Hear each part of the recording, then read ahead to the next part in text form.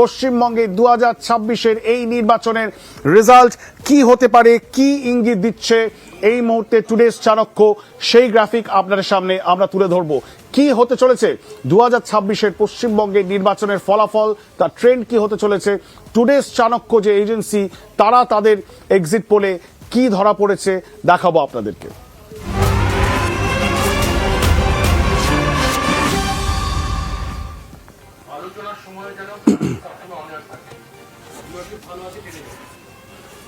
এই মুহূর্তে সবচেয়ে বড় খবর যেটা আপনাদের সামনে আমরা তুলে ধরছি আজ তাক বাংলার পর্দায়, পশ্চিমবঙ্গের সবচেয়ে বড় রাজনৈতিক ডেভেলপমেন্ট বলা যেতে পারে, যেটাতে একদম একটা রাজনীতির ময়দানে, পশ্চিমবঙ্গের রাজনীতির ময়দানে বলা যেতে পারে একটা ভূস্খলন। 192টি আসনের প্রজেকশন দিচ্ছে টুডেস চাণক্য বিজেপিকে। রাজ্যের বিরোধী দল শুধু ক্লিন সুইপ নয়, 2/3 মেজরিটি নিয়ে পশ্চিমবঙ্গে প্রায় ক্ষমতায় আসতে চলেছে বলে প্রজেক্ট করছে টুডেস চাণক্য এজেন্সি, এবং সেটাই আপনাদের সামনে তুলে ধরছি। 192টি আসন, এবং তৃণমূল কংগ্রেস রাজ্যের শাসক দল তাদের যে 200 আসনের আশা বা আকাঙ্ক্ষা সেটা কিন্তু কোথাও ধুলোয় মিশে যাচ্ছে, কারণ তারা অর্ধেক ট্যালি পৌঁছতে সক্ষম হবে যদি এই প্রজেকশন সত্যি হয়। 100টি আসন তৃণমূল কংগ্রেস পেতে পারে, অন্যান্য দলগুলি মাত্র 2টি আসন পেতে পারে বলে এই টুডেস চাণক্য এজেন্সি তারা প্রজেক্ট করছে। বলা যেতে পারে চূড়ান্ত মেরুকৃত একটি রাজনৈতিক লড়াই, যেখানে অন্যান্য যে দলগুলি রয়েছে তাদের মোটের ওপর কোনো খেলার জায়গাই নেই। এই মাঠে শুধুমাত্র তৃণমূল এবং বিজেপির একটি মেরুকৃত বাইপোলার লড়াই, এবং সেই লড়াইয়ে চূড়ান্ত হিন্দু ভোট কনসলিডেশন। পশ্চিমবঙ্গের হিন্দু সমাজ, ওবিসি, এসটি, এসসি তারা সবাই একত্রিত হয়ে এই যে প্রজেকশন দেখা দিচ্ছে টুডেস চাণক্য, সেখানে মনে হচ্ছে স্পষ্টতই তারা বিজেপিকে চুজ করে নিয়েছেন। তারা গেরুয়া ঝড় বইছে এই মুহূর্তে পশ্চিমবঙ্গের বুকে, এবং তার ফলে হিন্দু সমাজ এককভাবে, একত্রিতভাবে তারা বিজেপিতে শিলমোহর দিচ্ছেন, এবং ঐতিহাসিক একটি রায়ের দিকে ইঙ্গিত দিচ্ছে কিন্তু টুডেস চাণক্যর এই এক্সিট পোল, যেখানে প্রথমবার, স্বাধীনতার পর প্রথমবার পশ্চিমবঙ্গের বুকে বিজেপি সরকার গঠন করতে চলেছে পশ্চিমবঙ্গের বুকে, যদি এই এক্সিট পোল সত্যি হয়। শ্যামাপ্রসাদ মুখার্জির জন্মভূমিতে ফাইনালি পদ্ম ফুল ফুটছে বলে এই প্রজেকশন কিন্তু প্রেডিক্ট করছে। আমরা আবার বলছি, এটা টুডেস চাণক্য যে এজেন্সি তাদের প্রেডিকশন, যেটা আমরা ইন্ডিয়া টুডে গ্রুপে এবং আজ তাক বাংলায় আপনাদের সামনে নিয়ে আসছি। এটা আমাদের নিজেদের করা সার্ভে নয়, এটি একটি ইন্ডিপেন্ডেন্ট এজেন্সি টুডেস চাণক্য, যথেষ্ট বৃহৎ এবং নামজাদা একটি সংস্থা, তাদের প্রেডিকশন, এবং তারা কিন্তু প্রেডিকশন করছেন পশ্চিমবঙ্গে 2026-এর নির্বাচনে যে সে জয় নয়, একেবারে ল্যান্ডস্লাইড একটি ভিক্টরি, জয় পেতে চলেছে বিজেপি।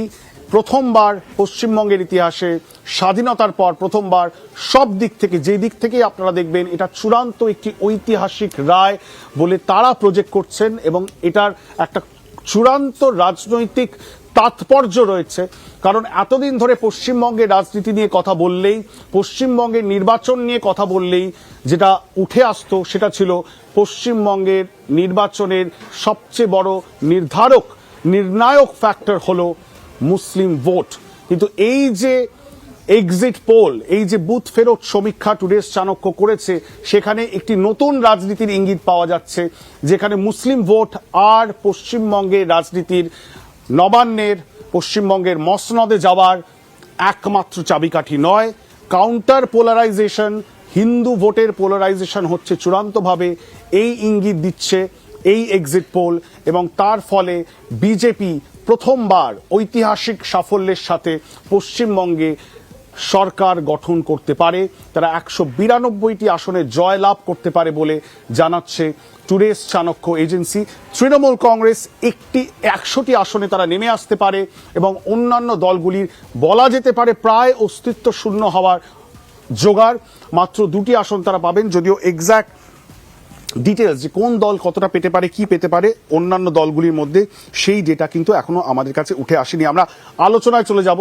আমাদের আমার তিনজন সহকর্মী এই মুহূর্তে নিউজ রুমে রয়েছে। আমি তাদের কাছ থেকে ফার্স্ট রিয়াকশন নেব, কারণ বিষয়টা সত্যি খুব শকিং যে ধরনের নাম্বার উঠে এসেছে। এবং আমরা আলোচনার মাধ্যমে বোঝার চেষ্টা করব যে আমরা যখন নির্বাচনটা কভার করেছি, আমাদের রিপোর্টাররা যখন গ্রাউন্ডে গেছে, তারা নির্বাচন কভার করেছে, মানুষের সাথে কথা বলেছে, তারা যে অ্যানেকডোটাল এভিডেন্স যেটাকে বলা হয়, তারা যেটা বুঝেছেন মানুষের সাথে কথা বলে, সেটার সাথে জেলায় জেলায় ঘুরে আজ টুডেস চাণক্য এজেন্সির এই যে এক্সিট পোল, সেটার সত্যি কি কোনো মিল রয়েছে?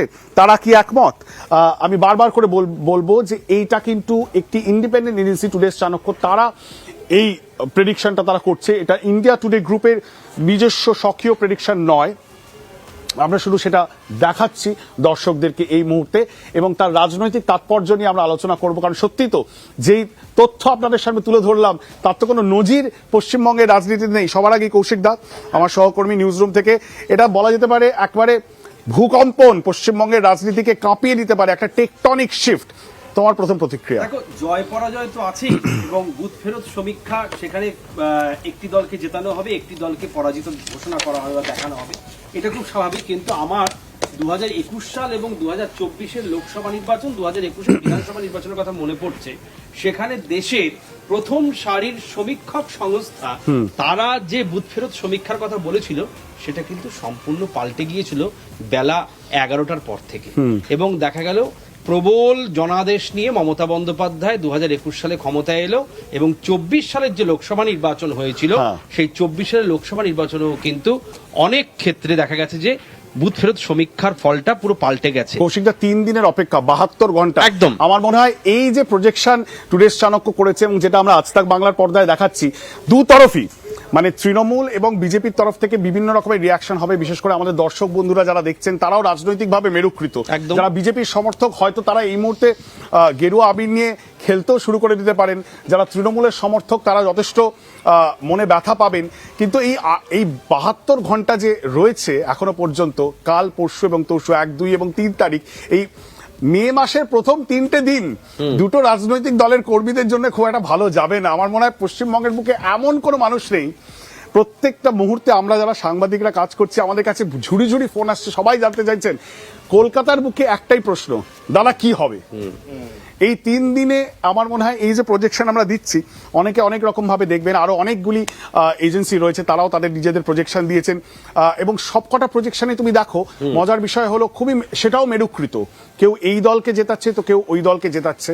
সুতরাং বোঝা খুব মুশকিল। কিন্তু এই যে টুডেস চাণক্য বলে যে এজেন্সি, যাদের প্রজেকশন আমরা দেখাচ্ছি, এটা এই জন্য তাৎপর্যপূর্ণ কারণ তারা একটি হিন্দু ভোট কনসলিডেশনের দিকে ইঙ্গিত করছে। এটা পশ্চিমবঙ্গের রাজনীতিকে চিরতরে বদলে দিতে পারে। একদম। কারণ দেখো, এই যে একটা মেরুকরণ, তুমি যে কথাটা বললে, মেরুকৃত রাজনীতির কথাই কিন্তু কিছুক্ষণ আগে মুখ্যমন্ত্রী মমতা বন্দ্যোপাধ্যায় তিনি যে ভিডিও বার্তা দিয়েছেন, সেখানে স্পষ্ট করেছেন।